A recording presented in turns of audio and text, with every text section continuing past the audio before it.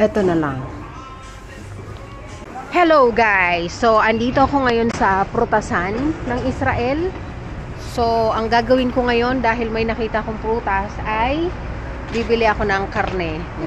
Kidding! No, eto yung persimmon.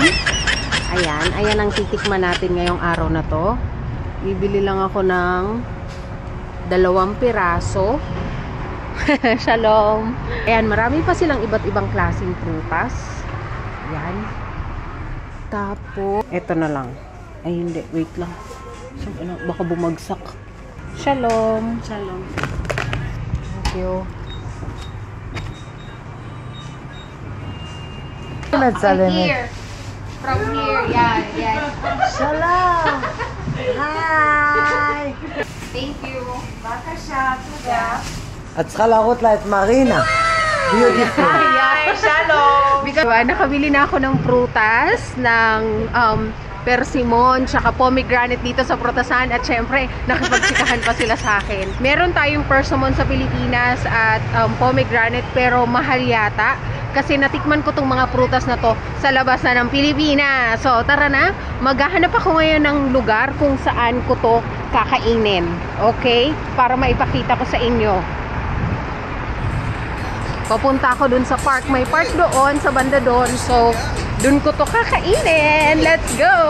Dito ko hahanap ng mauupuan para makain na ang ating prutas.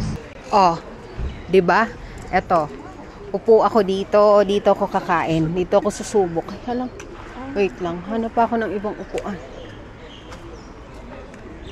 Dito na lang para may mesa. Diba? Okay. Tara, let's. Titikman ko na yung pomegranate na nabili ko. Ito na siya. Tsaka yung persimmon. 2 lang yung binili ko. Okay. Tapos, hindi ko alam kung alin dito yung persimmon, yung presyo ng persimmon. Ay, hindi yata. Ito yata persimmon. 3.88. Ito yata, 3.88 yung dalawa. Tapos, ito ang mahal. 19 shekels. Siguro.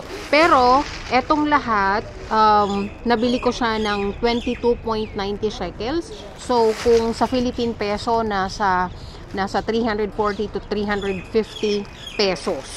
Etong tatlong to. So, ngayon, papakita ko sa inyo, titikman natin.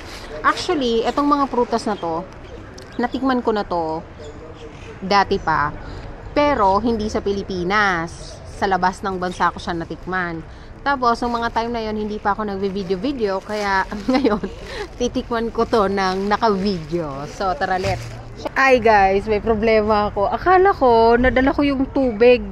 Kasi sabi ko nga, magdadala ako ng tubig para may panghugas ako dito sa prutas bago ko kainin.